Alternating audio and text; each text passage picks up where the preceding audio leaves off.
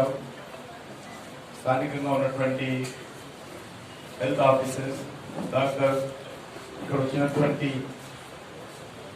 ASHA workers, నర్సులు, అదేవిధంగా ఇతర వైద్య సిబ్బంది, రెడ్ క్రాస్ సొసైటీ నుంచి పనిచేస్తున్నటువంటి వైద్య సిబ్బంది, ఇంకా ఇక్కడ వచ్చినటువంటి బస్తీ పెద్దలు, ప్రముఖులు, అదేవిధంగా మీడియా మిత్రులు, మనకందరికీ తెలుసు ఇటీవల దేశంలోనే కాదు ప్రపంచంలో కూడా ప్రజలు ఆరోగ్యం మీద అనేక రకాల శ్రద్ధ తీసుకుంటున్నారు. గతంలో చూసినట్లయితే మరణాల రేటు చాలా తగ్గింది. అదేవిధంగా లైఫ్ టైం కూడా ప్రజలది బాగా పెరిగింది. దాని కారణం మనలో వచ్చినటువంటి అనేకమైనటువంటి మార్పులు, మెడిసిన్స్ కావచ్చు, ట్రీట్మెంట్స్ కావచ్చు, ఎర్లీ పరీక్షలు నిర్వహించి మరి ఈ యొక్క మనిషి అనారోగ్యానికి కావాల్సినటువంటి అనేక కారణాలు తెలుసుకోవడం ద్వారా, మరి టెక్నాలజీ పెరగడం ద్వారా, ఎర్లీ డిటెక్షన్ కారణంగా ఈరోజు అనేక రకాలుగా మరి మనము ఈ యొక్క డిసీజ్ తోటి ఫైట్ చేస్తా ఉన్నాము. దాంతో మెజార్టీగా మనము సక్సెస్ అవుతా ఉన్నాం. ఇది ఒక మంచి పరిణామం. గతంలో ఇతర దేశాల్లో ఈ రకమైనటువంటి పరిస్థితి ఉండేది. ఇంకా మన దేశంలో జనాభా ఎక్కువ, పేదరికం ఎక్కువ, గ్రామాలు ఎక్కువ ఉంటాయి, మౌలిక వసతులు తక్కువ, మరి పాపులేషన్ డాక్టర్ రేషియో తక్కువ, పాపులేషన్ రేషియో హాస్పిటల్స్ తక్కువ. అయినప్పటికీ కూడా ఈరోజు తక్కువ మంది ఉన్నప్పుడు కూడా మన సిబ్బంది చాలా కష్టపడి పనిచేసి ఈరోజు మన దేశంలో వైద్యానికి సంబంధించి అద్భుతమైనటువంటి సేవలు అందిస్తున్నారు. ఇంతకుముందు వారు చెప్పినట్టు ఇటీవల కరోనా టైంలో నాకు తెలిసి నేను అప్పుడు హోమ్ మినిస్టర్ గా ఉన్నప్పుడు కేంద్ర ప్రభుత్వం తరఫున కరోనా టాస్క్ ఫోర్స్ ఆఫీస్ ఏర్పాటు చేస్తే దానికి హెడ్గా ఉన్నారు. అప్పుడు చాలా మంది ఇతర దేశాలకు సంబంధించినటువంటి విజ్ఞానవేత్తలు కానీ మరి మేధావులు కానీ వ్యాసాలలో టీవీలలో మాట్లాడారు. ఇండియాలో కరోనా వస్తే 50 కోట్ల మంది చనిపోతారు, 60 కోట్ల మంది చనిపోతారు, అసలు దేశంలో ఉండదు. ఎందుకంటే ఈ దేశంలో పాపులేషన్ ఎక్కువ, వసతులు తక్కువ, డాక్టర్లు తక్కువ, ఆక్సిజన్ సిలిండర్స్ తక్కువ, బెడ్స్ తక్కువ అనే విధంగా అనేక రకాలుగా ప్రపంచమంతా కూడా భారతదేశాన్ని అవమానం చేసే విధంగా మాట్లాడారు. కానీ ఈరోజు మీరు 2.5 సంవత్సరాల తర్వాత లెక్క తీసుకుంటే ఈరోజు ప్రపంచం అంతా కూడా మన దేశంలో కనుక్కున్నటువంటి వ్యాక్సినేషన్ కోసం ఎదురు చూస్తున్నారు. ప్రపంచంలో అనేక దేశాలు భారతదేశానికి సంబంధించిన వ్యాక్సినేషన్ కావాలని అమెరికా, ఇంగ్లాండ్, జర్మనీ, జపాన్ లాంటి దేశాలు కూడా అడుగుతా ఉన్నాయంటే మన యొక్క సిబ్బంది, మన యొక్క సైంటిస్టులు ఎంత కష్టపడ్డారో అర్థం చేసుకోవచ్చు. ఇంతకుముందు ఒక మరి ఆశా వర్కర్ అంటూ మా మీద పూల వర్షం కురిపించారు. అది కాదు, మాకు ఇంకా వేరే కూడా కాదు. మీకు అందరూ తెలుసు, మన గాంధీ హాస్పిటల్లో కరోనా సమయంలో మన ప్రధానమంత్రి నరేంద్ర మోడీ గారి ఆదేశంతో ఈ యొక్క కరోనా వారియర్స్ గా మరి ఫోర్ ఫ్రంట్ లో ఉన్నటువంటి ఈ యొక్క డాక్టర్ల మీద, నర్సుల మీద, వైద్య సిబ్బంది మీద, ఆశా వర్కర్స్ మీద ఆ రోజు మిలిటరీ సహకారంతో పూలవర్షం కురిపించిన విషయం మనకందరికీ తెలుసు. కారణము అదేదో వాళ్ళ మీద పూలు పడితే వాళ్ళు ఏదో సంతోషపడతారని కాదు. ఈరోజు ప్రజలంతా మీ వెనుక ఉన్నారు, మీరు చేస్తున్నటువంటి సేవలు ఎప్పుడు మర్చిపోలేము అని చెప్పే ఉద్దేశమే కాకుండా వాళ్ళకు ఆత్మవిశ్వాసం, ఈ సమాజం అంతా మమ్మల్ని గుర్తించింది, మా కష్టాలను గుర్తించారు, మా సేవలను గుర్తించారనే విషయం ఈరోజు మనము అర్థం చేసుకోవాల్సిన అవసరం. నేను గతంలో కూడా చెప్పాను, కరోనా సమయంలో ప్రాణాలకు తెగించి కష్టపడ్డారు.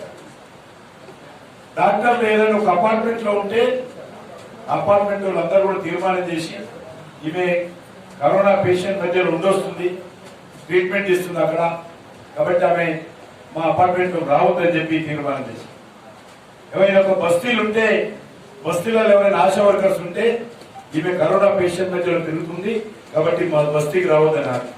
చివరకు కుటుంబ సభ్యులు కూడా భయపడుతూ ఉండేవారు. కొంతమంది అయితే డాక్టర్స్ ఇంటి గేట్ కాడ ఉంటే అక్కడి నుంచి పిల్లలను చూసి ఆ దూరంలో టిఫిన్ బాక్స్ వేస్తే అది తీసుకొని వెళ్ళిపోయేవారు. ఇది పరిస్థితి ఉండేది. అటువంటి కష్ట సమయంలో కూడా పనిచేశారు. కాబట్టి మనకందరికీ తెలుసు, భర్త చనిపోతే భార్య కూడా చూడడానికి రాలే కరోనా. తండ్రి చనిపోతే బిడ్డలు, ఆడబిడ్డలు కానీ పిల్లలు కానీ ఎవరు కూడా చూడడానికి రాలేదు. అంత భయంకరమైనటువంటి పరిస్థితుల్లో కూడా వైద్య సిబ్బంది ప్రాణాలకు తెగించి ఆ రోజు పనిచేయడం జరిగింది. కాబట్టి నేను మరొకసారి మనందరి తరఫున ఈ యొక్క వైద్య సిబ్బందికి మనస్ఫూర్తిగా ధన్యవాదాలు తెలియజేస్తా ఉన్నాను. ఈరోజు మనకు తెలుసు, అందరం కూడా ఇంకా కరోనా పూర్తిగా పోలే. చాలా మంది మాస్క్ పెట్టుకోలేదు. దానికి వ్యాక్సిన్ అయినటువంటి ధైర్యం మీకు ఉంటుంది. అయినప్పటికీ కూడా వ్యాక్సిన్ ఫస్ట్ డేస్ ఇచ్చామని మొదటి దశ కార్యక్రమం, రెండో దశ ఇచ్చాం. ఈరోజు బూస్టర్ పై మీద మూడోసారి కూడా వ్యాక్సిన్ అందిస్తా ఉన్నాం. ఇవన్నీ కూడా నరేంద్ర మోడీ గారి దేశంలో ప్రతి ఒక్కరికి పేద ధనిక అనే తేడా లేకుండా అందరికి ఉచితంగా ఇస్తా ఉన్నాం. అందరికంటే ముందు ఈ దేశంలో వైద్య సిబ్బందికి ముందు ఇచ్చామని వాళ్ళందరికీ కరోనా వ్యాక్సినేషన్ ఇచ్చిన తర్వాతనే ప్రధానమంత్రి గారు తీసుకున్నారు. సామాన్య ప్రజలకు ఇచ్చాం. కాబట్టి ఎందుకంటే వాళ్ళు 24 గంటలు కరోనాతో ఫైట్ చేస్తూ పనిచేశారు కాబట్టి వాళ్ళకు ముందుగా వ్యాక్సినేషన్ ఇచ్చేటువంటి కార్యక్రమం చెప్పారు. ఈరోజు మన వ్యాక్సినేషన్ అద్భుతంగా పనిచేస్తా ఉంది. అద్భుతంగా ప్రపంచంలో ఉన్నటువంటి అనేక దేశాల వ్యాక్సినేషన్ తో పోల్చినట్లయితే అతి ఉత్తమమైనటువంటి వ్యాక్సినేషన్ మన దేశంలో తయారైంది. మీకు అందరూ తెలుసు, ప్రధానమంత్రి గారు ఒకరోజు బేగంపేటలో విమానం దిగి నేరుగా భారత్ బయోటెక్ కంపెనీకి వెళ్ళారు. అక్కడ ఉన్నటువంటి సిబ్బందితో, అక్కడ ఉన్నటువంటి కార్మికులతో, అక్కడ ఉన్నటువంటి సైంటిస్టులతో, అక్కడ ఉన్నటువంటి మేనేజ్మెంట్ తో 3 గంటల పాటు 4 గంటల పాటు ఆయన గడిపారు. ఆ రకంగా ఒక భారత్ బయోటెక్ కంపెనీ కాదు, సెరెన్ కంపెనీ పూనా కావచ్చు, కెడిలా కంపెనీ మన అహ్మదాబాద్ కావచ్చు, అన్ని కంపెనీలకు వెళ్ళి వాళ్ళతో మాట్లాడి మీరు పరిశోధన చేయండి, మీకు ఎంత డబ్బైనా నేను ఇస్తా, వ్యాక్సినేషన్ కనుగొనాలి, వ్యాక్సినేషన్ బాకీల ప్రజలు కాపాడుతుంది. ఎందుకంటే మనది పెద్ద పాపులేషన్, ఏ దేశం కూడా మన దేశానికి కావాల్సినటువంటి వ్యాక్సినేషన్ సరఫరా చేయలేదు. కాబట్టి మన కాళ్ళ మీద మనం నిలబడాలి. మనము మరి గతంలో ఉండకూడదు. గతంలో మీకు తెలుసు, పోలియో వ్యాక్సినేషన్ 10 సంవత్సరాల తర్వాత మన దేశానికి వచ్చింది. టీబీ వ్యాక్సినేషన్ అనేక సంవత్సరాల తర్వాత మన దేశానికి వచ్చింది. ఇప్పుడు ఆ రకం కాదు, చాలా తీవ్రత ఉన్నది.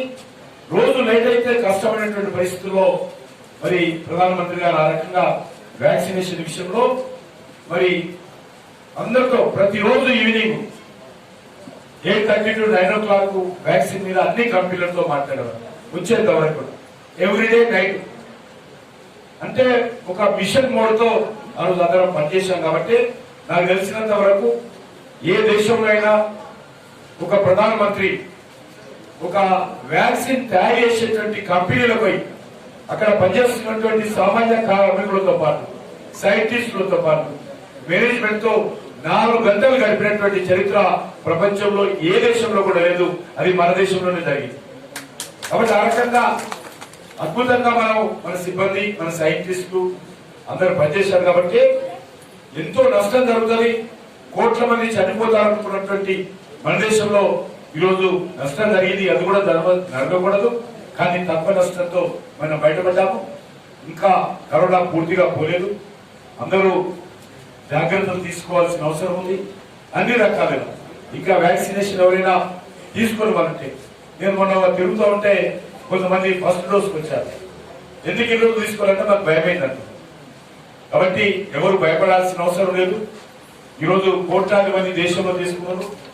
సుమారు 200 కోట్ల డోసులు, అంటే ఆల్మోస్ట్ సుమారు 200 కోట్ల డోసులు ఈరోజు మన దేశంలో ప్రజలకు వితరణ చేయడం జరిగింది. ప్రపంచంలో అతిపెద్ద వ్యాక్సినేషన్ కార్యక్రమం మన దేశంలో జరుగుతా ఉంది. ఈరోజు వ్యాక్సినేషన్ ఉచితంగా ఇవ్వడమే కాదు, ఈ దేశంలో 80 కోట్ల మందికి ఉచితంగా గత 2.5-3 సంవత్సరాలుగా ఉచితంగా 5 కేజీల బియ్యం ఇస్తా ఉన్నాం కేంద్ర ప్రభుత్వంగా. రొటీన్ గా ఇచ్చేటువంటి కేజీ బియ్యానికి అదనంగా ఈరోజు మోడీ గారు 5 కేజీల బియ్యం ఫ్రీగా ఇస్తా ఉన్నారు.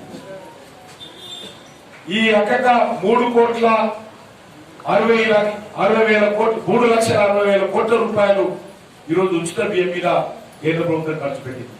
3,60,000 crores ఈరోజు ఉచిత బియ్యం మీద ఖర్చు పెడతారు, వ్యాక్సినేషన్ మీద ఖర్చు పెడతారు. అంటే ఈరోజు ప్రజలు ఆరోగ్యంగా ఉండాలి, ప్రజలు కష్టంలో కరోనా కారణంగా ఉపాధి కోల్పోయారు, వాళ్ళు ఉపవాసం ఉండకూడదని దృక్పథంతో ఈ రకంగా అనేక కార్యక్రమాలు తీసుకున్నాం. మనం తెలిసి నేను కరోనా సమయంలో గాంధీ హాస్పిటల్ కు ఒక 11 సార్లు పోయారు. అక్కడ ఈరోజు సొంతంగా మన ఆక్సిజన్ తయారు చేసుకున్నటువంటి ప్లాంట్ కూడా ప్రధానమంత్రి గారు మన గాంధీ హాస్పిటల్లో పెట్టడం జరిగింది. ఇక్కడ పక్కన ఉన్నటువంటి రైల్వే హాస్పిటల్లో పెట్టడం జరిగింది. అదేవిధంగా మరి సనంతంలో ఏఎస్ఐ హాస్పిటల్ కూడా పెట్టడం జరిగింది. అదేవిధంగా ఎయిమ్స్ హాస్పిటల్ కూడా పెట్టడం జరిగింది. దేశంలో అన్ని ప్రాంతాల్లో కూడా ఈరోజు ఆక్సిజన్ తయారు చేసేటువంటి ప్లాంట్స్ కూడా మనం పెట్టుకున్నాం. కాబట్టి భవిష్యత్తులో ఏ రకమైనటువంటి పరిస్థితి వచ్చినా మనము ధైర్యంగా ఎదుర్కోగలుగుతాం. ఎందుకంటే మన సిబ్బంది కూడా అనుభవం వచ్చింది, ఏ రకంగా కష్టపడాలో, కష్టకాలంలో ఏ రకంగా ఎదుర్కోవాలో. ఎందుకంటే మనకు కరోనా ఎట్లుంటుందో తెలియదు, ఏ రకంగా ఉంటుందో తెలియదు. కనిపించని శత్రువు మహమ్మారి కరోనా, దానితో మనం ఫైట్ చేయాలంటే చాలా కష్టంగా ఉండేది. ఎవరి ద్వారా ఎట్లా సోకుతుందో కూడా తెలియని పరిస్థితుల్లో మన వాళ్ళందరూ కూడా పనిచేశారు, ధైర్యంగా పనిచేశారు. కాబట్టి భవిష్యత్తులో ఏ రకమైనటువంటి పరిస్థితి వచ్చినా మనం ఎదుర్కొంటాము. అయితే అన్ని రకాల జాగ్రత్తలు మనం కూడా తీసుకోవాలి. ఒక ప్రభుత్వం ఏమీ చేయలేదు, ప్రజల సహకారం కూడా మనం అవసరం. ఈరోజు నేను చెప్తా ఉంటాను, మీకు మొదటి డాక్టర్ ఎవరంటే మీరే, ఫస్ట్ డాక్టర్ మనిషికి ఎవరంటే మీరే. అన్ని రకాల జాగ్రత్తలు. గతంలో నేను చిన్నప్పుడు పార్కులో చూస్తే 70 సంవత్సరాల పైన ఉన్నోళ్ళు, 75 సంవత్సరాల పైన ఉన్నోళ్ళు మాత్రం వాకింగ్ చేశారు. ఈరోజు అట్లా కాదు, యువకులు కూడా, అబ్బాయిలు కూడా వాకింగ్ చేస్తారు. హెల్త్ కాన్షియస్ పెరిగింది. కాబట్టి తప్పకుండా రానున్న రోజుల్లో మన దేశానికి ఆరోగ్య రంగంలో మంచి వాతావరణం వస్తుంది. అన్ని ప్రభుత్వాలు కూడా బడ్జెట్ కు హెల్త్ బడ్జెట్ పెంచబోతా ఉన్నాం. ఈరోజు అనేక రకాలుగా కేంద్ర ప్రభుత్వం తరఫున కూడా ఆరోగ్య రంగానికి నిధులు కేటాయిస్తా ఉన్నాం. మన దేశంలో 2 కొత్త మెడికల్ కాలేజీలు వచ్చింది. ఎయిమ్స్ మెడికల్ కాలేజీ కానీ, ఈఎస్ఐ మెడికల్ కాలేజీ కానీ, 2 కొత్త మెడికల్ కాలేజీ కూడా మన హైదరాబాద్ నగరంలో నరేంద్ర మోడీ గారు ప్రారంభించారు. కాబట్టి మెడికల్ కాలేజీలో పీజీ సీట్లు కానీ, మెడికల్ సీట్లు కానీ పెంచాం. కాబట్టి తప్పకుండా రానున్న రోజుల్లో దేశవ్యాప్తంగా ఆరోగ్య విషయంలో అన్ని రకాల సౌకర్యాలు రాష్ట్ర కేంద్ర ప్రభుత్వాల ద్వారా కల్పిస్తామనే విషయాన్ని తెలియజేస్తూ మరొకసారి ఈ షెడ్డు మరి అన్ని హాస్పిటల్లో కూడా నేను కరోనాలో వచ్చినప్పుడు నేను చూశాను, ఎండలో వర్షంలో పేషెంట్స్ నిలబడేవాళ్ళు. కాబట్టి అది ఇష్టపెట్టుకొని ఎక్కువ రోజులు టెంట్ వేయలేం, ఏదైనా మెడికల్ క్యాంపులు నిర్వహించాలన్నా కూడా కష్టంగా ఉంటుంది.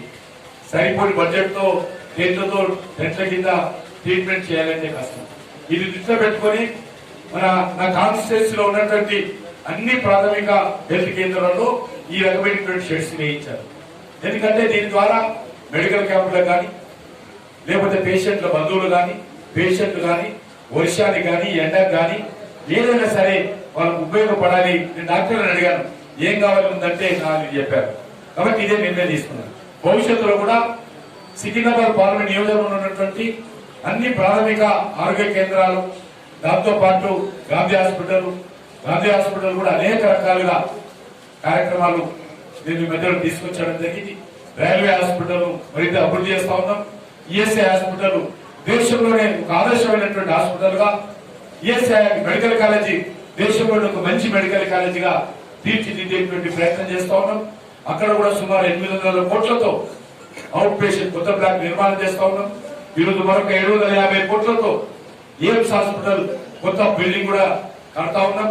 కాబట్టి తప్పకుండా కేంద్ర ప్రభుత్వం తరఫున, నరేంద్ర మోడీ గారి తరఫున, నా తరఫున ఈ యొక్క సికింద్రాబాద్ కాన్స్టిట్యున్సీ కానీ, హైదరాబాద్ నగరం కానీ, తెలంగాణ కానీ అన్ని రకాలుగా అండగా ఉంటామని చెప్పి ఈ సందర్భంగా మనయేస్తూ, మరి డాక్టర్లకు, ఈ షెడ్ నిర్మాణంలో కృషి చేసినటువంటి అధికారులకు, సిబ్బంది కూడా మనస్ఫూర్తిగా ధన్యవాదాలు తెలియజేస్తూ సెలవు తీసుకుంటాం. Thank you